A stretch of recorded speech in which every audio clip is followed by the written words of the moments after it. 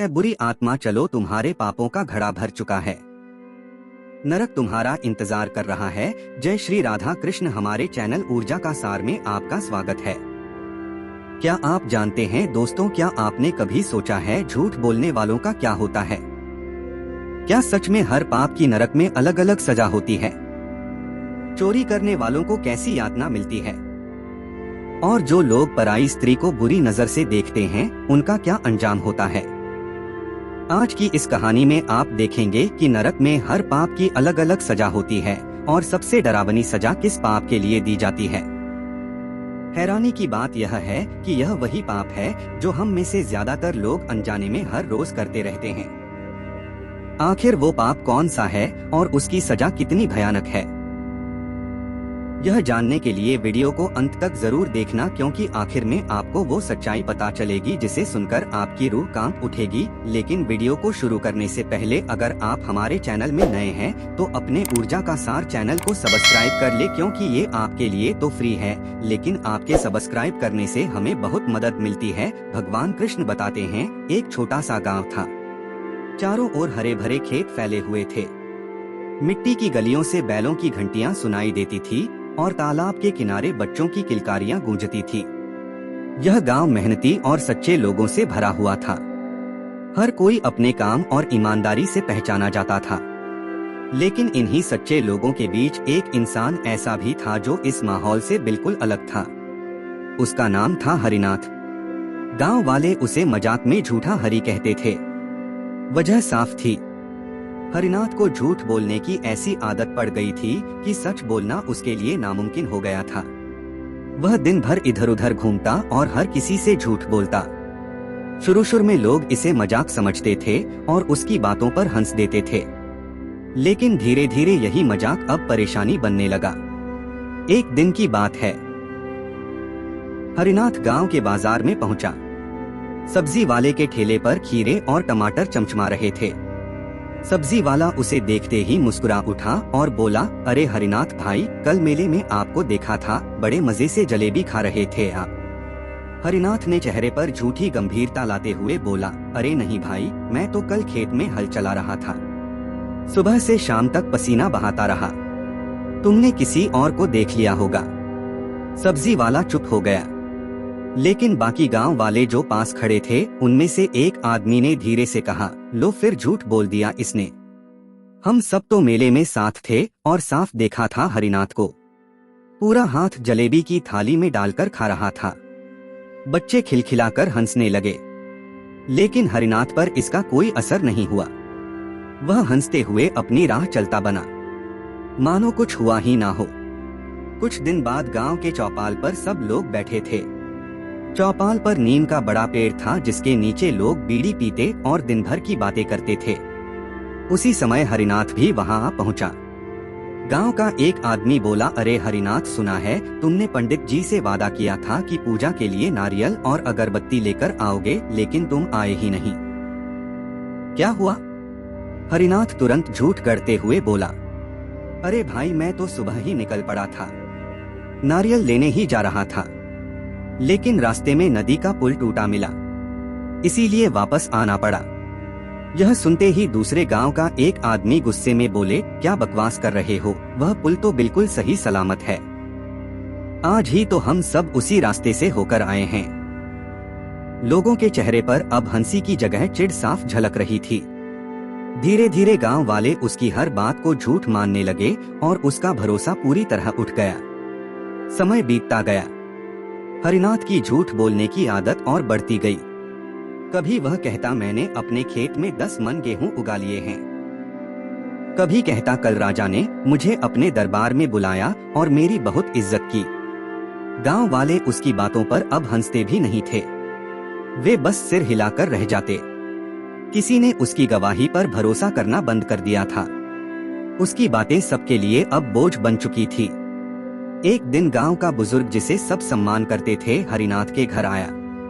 उसके चेहरे पर उम्र की लकीरें थी, लेकिन आंखों में गहराई और सच्चाई झलकती थी।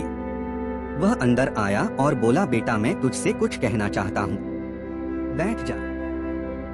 हरिनाथ हंसते हुए बैठ गया। उसके चेहरे पर वही बनावटी मुस्कान थी। बुजुर्ग गंभीर आवाज में बोला, बेटा, इंसान की पहचान उसके सच और ईमानदारी से होती है। झूठ बोलकर तू शायद आज हंसी का पात्र बन रहा है, लेकिन कल यही झूठ तुझे बर्बादी की ओर ले जाएगा। झूठ का फल हमेशा कड़वा होता है। याद रख, झूठ बोलने वाला इंसान ना खुद चैन से जी पाता है ना दूसरों को। अपनी जिंदगी यूं मत बर्बाद कर। हरिनाथ मुस्कुराया और बेफिक्री से बोला, अरे बाबा, आप तो व्यर्थ चिंता करते हो। मैंने झूठ बोलकर किसका नुकसान किया है? लोग सुनते हैं, हंसते हैं और भूल जाते हैं। यह तो बस एक आदत है। मेरी जान पर कोई आफत थोड़े ही आने वाली है। बुजुर्ग ने गहरी सांस ली और सिर हिलाते हुए बोला, बेटा, आदतें ही इंसान को बनाती और बिगाड़ती हैं। जब झूठ का पर्दा फटता है तो इंसान कहीं का नहीं रहता। याद रख, एक दिन तुझे अपने झूठ का भारी मूल्य चुकाना पड़ेगा। लेकिन हरिनाथ पर इन बातों का कोई असर नहीं हुआ। वह फिर गांव की गलियों में घूमता और झूठ बोलता रहा। कभी कहता, कल रात मैंने तालाब में ऐसा नाग देखा जिसकी आंखें अंगारे जैसी थी। कभी कहता, मेरे सपने में खुद भगवान आए और बोले, हरिनाथ, तू बहुत नेक इंसान है। गांव वाले अब सिर हिलाकर रह जाते। किसी ने अब उसकी बातों को गंभीरता से लेना छोड़ दिया था। लेकिन यही आदत धीरे धीरे गांव वालों के लिए समस्या बनने लगी। एक बार गांव में चोरी हुई। सब लोग इकट्ठा हुए और आपस में पूछताछ करने लगे। जब हरिनाथ से पूछा गया तो उसने फिर झूठ बोला।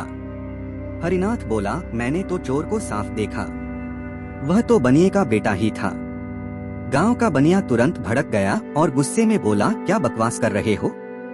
मेरा बेटा तो उस रात मेरे साथ घर पर था। तुम्हारे झूठ ने तो मेरे परिवार की इज्जत पर दाग लगा दिया। गांव में तनाव फैल गया। लोग अब सचमुच हरिनाथ से परेशान हो गए। किसी ने कहा, अब तो इसका झूठ हमारी इज्जत के लिए खतरा बन गया है। उस रात जब हरिनाथ अकेला अपने घर में बैठा था तो अचानक उसे बुजुर्ग की बातें याद आई। झूठ का फल हमेशा कड़वा होता है। लेकिन उसने उस पर ध्यान नहीं दिया।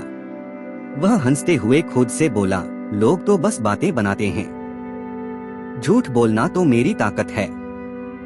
इससे मैं मुसीबत से बच जाता हूँ, लोगों को हंसा देता हूँ। सच बोलकर मुझे क्या मिलेगा? वह नहीं जानता था कि उसका यही झूठ जल्द ही उसकी जिंदगी को ऐसी दिशा देने वाला है जहाँ से लौटना नामुमकिन होगा। एक दिन की बात है। हरिनाथ गांव से शहर की ओर जा रहा था। रास्ता लंबा था और उसे जंगल से होकर गुजरना पड़ता था। दोपहर का समय था। पेड़ों की छाव घनी थी और हवा में अजीब सी खामोशी थी। तभी अचानक झाड़ियों के पीछे से एक आदमी दौड़ता हुआ आया। उसके हाथ में सामान था। कपड़े अस्तव्यस्त थे और चेहरे पर डर साफ झलक रहा था। वह सीधा हरिनाथ के पास पहुंचा और हांफते हुए बोला, भाई, मेरी मदद करो। मेरे पीछे सैनिक लगे हैं। मैंने थोड़ी देर पहले चोरी की है। अगर उन्होंने मुझे पकड़ लिया तो मेरी जान ले लेंगे। मैं इस पेड़ के पीछे छिपता हूँ। जब वो लोग तुमसे पूछे तो कहना यहाँ कोई नहीं आया। हरिनाथ कुछ पल उसे देखता रहा। उसका मन सोचने लगा, वाह, यह तो अच्छा मौका है। अगर मैंने इसे छिपा लिया और सैनिकों से झूठ बोल दिया तो यह मेरी जान तक का एहसान मानेगा। उसने तुरंत हामी भर दी। हरिनाथ बोला, हाँ हाँ, तू छिप जा, मैं सब संभाल लूंगा। कोई तुझे छू भी नहीं पाएगा। चोर पेड़ के पीछे जाकर छिप गया। थोड़ी ही देर बाद सैनिकों का एक दल दौड़ता हुआ वहां पहुंचा। उनके कपड़ों से पसीना टपक रहा था और चेहरों पर गुस्सा साफ दिख रहा था। उन्होंने हरिनाथ को देखा और जोर से पूछा, अरे वो आदमी, क्या यहाँ से कोई चोर गुजरा है? हमने सुना है वो इसी तरफ भागा है। हरिनाथ ने बिना झिझके झूठ बोल दिया। उसने सीना तान कर कहा, नहीं, यहाँ कोई नहीं आया। मैंने तो किसी को जाते देखा ही नहीं। सैनिकों ने इधर उधर नजर दौड़ाई, लेकिन पेड़ों के घनेपन की वजह से ज्यादा देर नहीं रुके। उन्होंने जल्दी से आगे का रास्ता पकड़ लिया और दौड़ पड़े। चोर तुरंत पेड़ के पीछे से निकला। उसके चेहरे पर राहत थी। वह हांफते हुए हंसने लगा और बोला, भाई, तूने मेरी जान बचा ली। अगर तू सच बोल देता तो आज मैं पकड़ा जाता और शायद जिंदा भी ना बचता। मैं तेरे इस एहसान को कभी नहीं भूलूंगा। हरिनाथ ने मुस्कुराते हुए कहा, देखा, मैंने कहा था ना, झूठ कभी कभी भलाई भी करता है। लोग कहते हैं झूठ बुरा है, लेकिन सच तो यह है कि झूठ इंसान को मुसीबत से निकाल देता है। चोर ने सिर हिलाया और बोला, बिल्कुल सही, तूने आज मेरी जान बचाई है। मैं तेरा एहसानमंद रहूंगा। दोनों कुछ देर तक बातें करते रहे और फिर अपने अपने रास्ते चल पड़े। लेकिन हरिनाथ के मन में यह बात और गहरी बैठ गई कि झूठ बोलना बुरा नहीं है। उसने सोचा, अब मैं और भी बेधड़क होकर झूठ बोल सकता हूँ। अगर झूठ से किसी की मदद हो सकती है तो इसमें बुराई ही क्या है। गांव लौटने के बाद उसने इस घटना को और भी रंग रूप देकर सबको सुनाना शुरू किया। वह चौपाल पर बैठकर शेखी बघारते हुए बोला, अरे भैया, कल तो बड़ा मजेदार किस्सा हुआ। जंगल में सैनिक दौड़े दौड़े आए और मुझसे पूछने लगे, क्या चोर भागा है? मैंने कहा, नहीं देखा, और चोर को मैंने बचा लिया। वो तो मेरे पैरों में गिर पड़ा। बोला, भाई तू तो देवता है। गांव वाले एक दूसरे को देखने लगे। किसी ने हंसते हुए कहा, अरे रहने दे हरिनाथ, तू हमेशा कहानियां गढ़ता है। पता नहीं सच बोल रहा है या फिर हमेशा की तरह झूठ।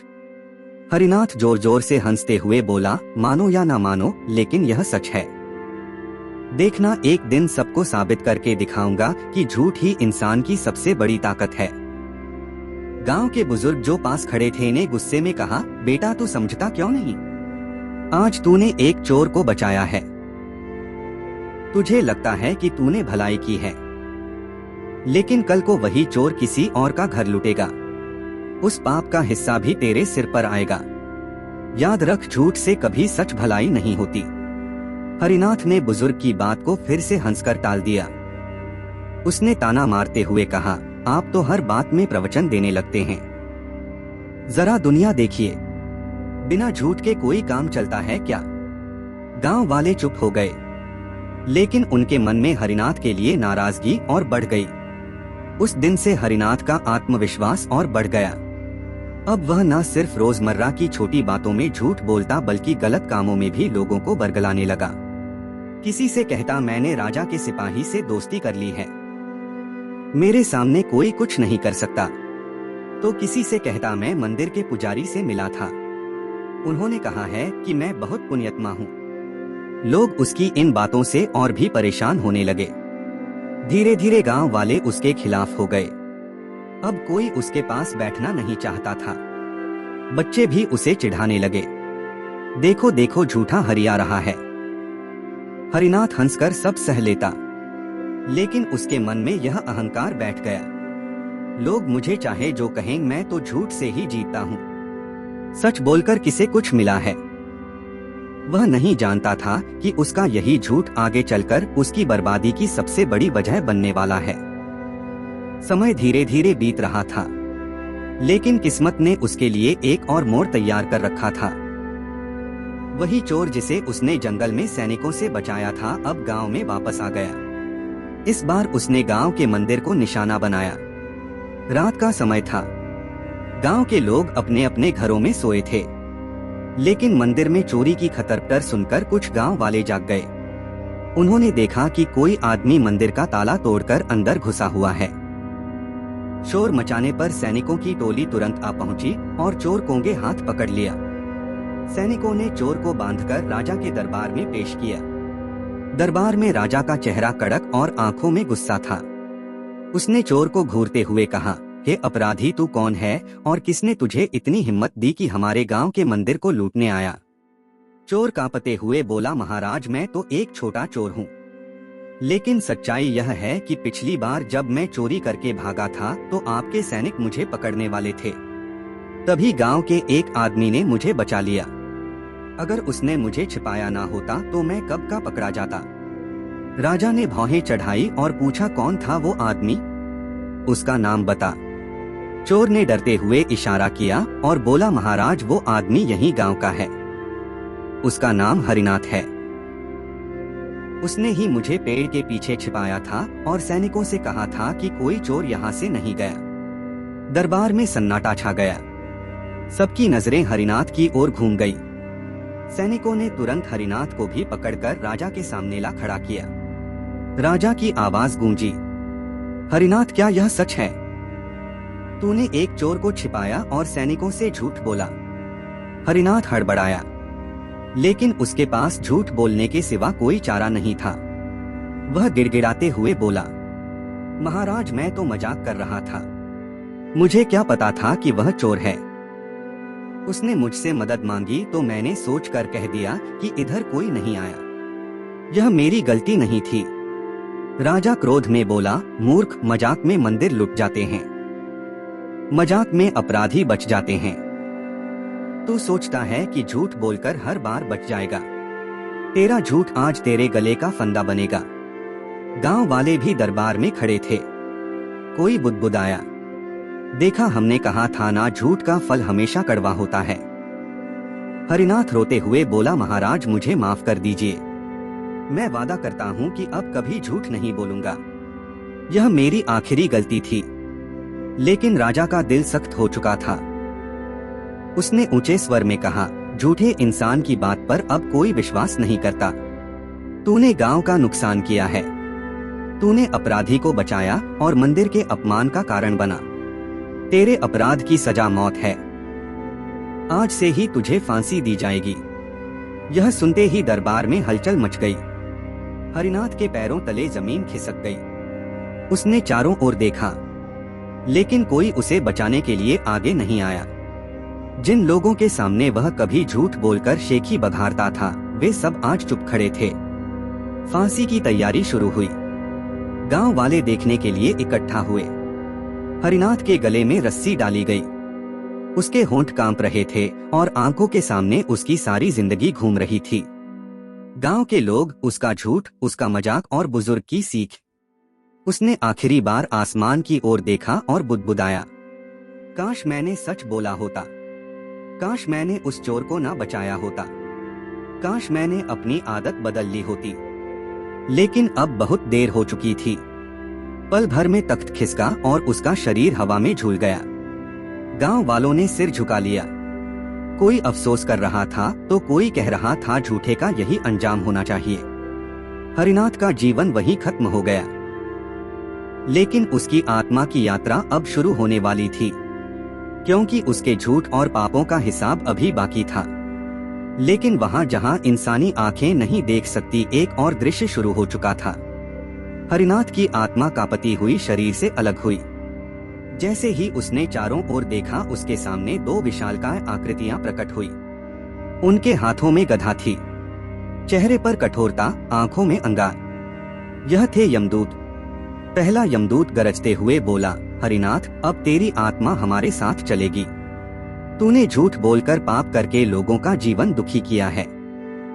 अब तुझे यमराज के दरबार में ले जाया जाएगा। हरिनाथ डर कर बोला, नहीं नहीं, मैं कहीं नहीं जाऊंगा। मैं निर्दोष हूँ। मैंने कुछ गलत नहीं किया। दूसरा यमदूत हंसते हुए बोला, निर्दोष, तेरा झूठ अब भी बंद नहीं हुआ। तेरी पूरी जिंदगी झूठ में बीती और मरने के बाद भी तू झूठ बोल रहा है। चल, यमलोक की यात्रा का समय हो गया है। यमदूतों ने लोहे की जंजीरें हरिनाथ की आत्मा पर डाल दी। जंजीरें इतनी भारी थी कि उसकी आत्मा तड़प उठी।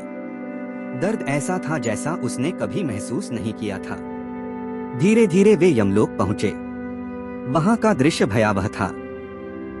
काली हवाएं, आग के कुंड, चीकार करती आत्माएं और चारों ओर खौफ का माहौल।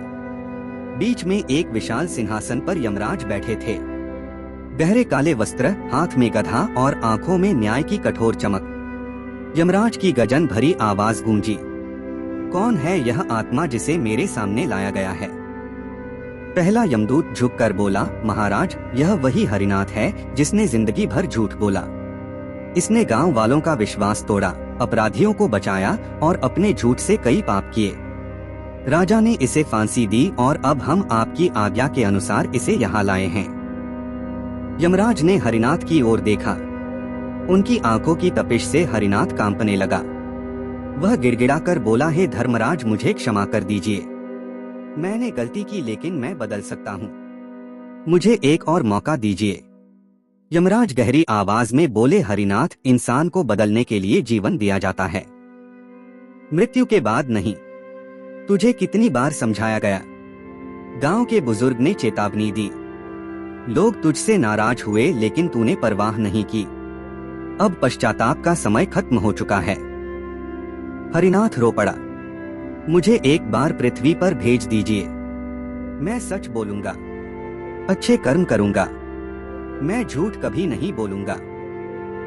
यमराज क्रोध में बोले, झूठे इंसान की बात पर कौन विश्वास करे? तू अभी भी झूठ बोल रहा है। अगर सच में पछतावा होता तो तूने धरती पर ही अपनी आदत छोड़ दी होती।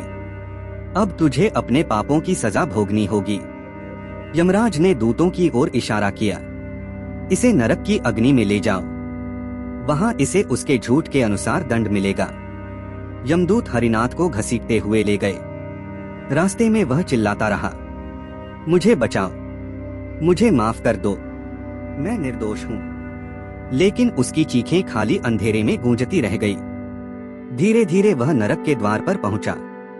वहां उसने देखा किसी आत्मा को गर्म तेल से भरे कड़ाह में डाला जा रहा है।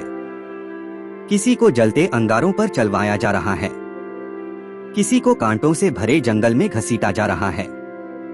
हर तरफ दर्द और तड़प का मंजर था। पहला यमदूत बोला, हरिनाथ, यह सब देख ले, तूने झूठ बोला, अब तेरी सजा भी वैसी ही होगी।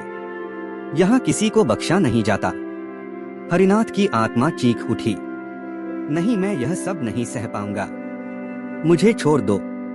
लेकिन उसकी दया की पुकार किसी ने नहीं सुनी। अब उसे नरक का असली चेहरा देखना था। हरिनाथ को यमदूत घसीटते हुए अग्नि के कुंड तक ले गए। वहां लाल लपटें उठ रही थी और ज्वालाएं आसमान छू रही थी। जैसे ही उसकी आत्मा को आग में फेंका गया, उसकी दर्द भरी चीख पूरे नरक में गूंज उठी। वह तड़पता, झुलसता और बार बार चिल्लाता, काश मैंने झूठ ना बोला होता, काश मैंने सच का रास्ता चुना होता। लेकिन अब बहुत देर हो चुकी थी। दोस्तों, अब जरा सोच कर देखो, हरिनाथ अकेला ऐसा नहीं था जिसने झूठ बोला हो। हम सब अपनी जिंदगी में कहीं ना कहीं सच छुपाते हैं, झूठ बोलते हैं। लेकिन याद रखो, मृत्यु के बाद सबका हिसाब होता है। नरक में हर पाप की अपनी अलग सजा है और कोई भी बच नहीं सकता। झूठ बोलने वालों को वह अग्निकुंड मिलता है जिसमें हर पल आत्मा जलती और तड़पती रहती है। वहां से बाहर आने की कोई राह नहीं होती। जितना बड़ा झूठ उतनी भयानक अग्नि। चोरी करने वालों के लिए गर्म लोहे के हथियार और जलते हुए तेल से भरे कड़ाह रखे जाते हैं। उनकी आत्मा को बार बार उसमें डाला जाता है और बार बार निकाला जाता है, ताकि उन्हें याद रहे कि उन्होंने दूसरों का हक छीना था। जो पराई स्त्री को बुरी नजर से देखते हैं या गलत संबंध बनाने का प्रयास करते हैं, उन्हें कांटों और तेजधार वाले जंगल में नग्न घसीटा जाता है। हर कदम पर शरीर चीर दिया जाता है और फिर भी आत्मा को मरने का सुख नहीं मिलता। यह पाप इतना घिनौना है कि यमराज भी कठोर दंड देते हैं। जो लोग दूसरों का हक छीनते हैं, जमीन हड़पते हैं, अनाथों और गरीबों से धोखा करते हैं, उन्हें लोहे की जंजीरों से बांधकर पिघले हुए तांबे में डुबाया जाता है। उनकी आत्मा बार बार जलती है, फिर भी मौत नहीं आती। अपने स्वार्थ के लिए दूसरों को दुख देने वाले, चाहे परिवार हो, पड़ोसी हो या कोई अजनबी, उन्हें जहर भरे सांपों और बिच्छुओं से भरे गड्ढे में डाला जाता है। हर पल डसने का दर्द उन्हें उस पीड़ा का एहसास दिलाता है जो उन्होंने अपने स्वार्थ से दूसरों को दी थी। और जो लोग माता पिता का अपमान करते हैं, बुजुर्गों की अवहेलना करते हैं, उन्हें यमलोक में लंबे लंबे बर्फीले पहाड़ों पर नग्न खड़ा किया जाता है। ठंड से उनकी आत्मा कांपती रहती है, पर कहीं भी आश्रय नहीं मिलता। दोस्तों, यह सब सुनने में डरावना लगता है, लेकिन यही सच्चाई है। नरक कोई कहानी नहीं है, यह पापों का न्यायालय है। धरती पर हम जो बोते हैं, यमलोक में वही काटते हैं। इसलिए अब भी समय है। झूठ छोड़ो, चोरी मत करो, पराई स्त्रियों का सम्मान करो, दूसरों का हक मत छीनो और कभी भी किसी को अपने स्वार्थ के लिए मत दुख दो। सच बोलो, धर्म का पालन करो और भलाई का रास्ता चुनो। तभी हम नरक की इन भयानक यातनाओं से बच सकते हैं और जो भी पुराने बुरे कर्म हैं उनसे बचने के लिए राधा कृष्ण का जाप करें, जिससे आपके सारे पाप नष्ट हो जाएगा और वैकुंठ प्राप्त होगा। दोस्तों, अगर यह जानकारी आपको अच्छी लगी हो तो सच्चे दिल से जय श्री राधा कृष्ण लिख दें। तो हमारे चैनल ऊर्जा का सार को सब्सक्राइब करना ना भूलें। सब्सक्राइब बटन दबाकर पास में बने घंटी के निशान को भी जरूर दबाएं, ताकि जब भी हम कोई नया वीडियो डालें तो उसकी सूचना आप तक सबसे पहले पहुंचे। सभी का तहे दिल से धन्यवाद। मिलते हैं अगले वीडियो में, जब तक के लिए जय हिंद जय भारत।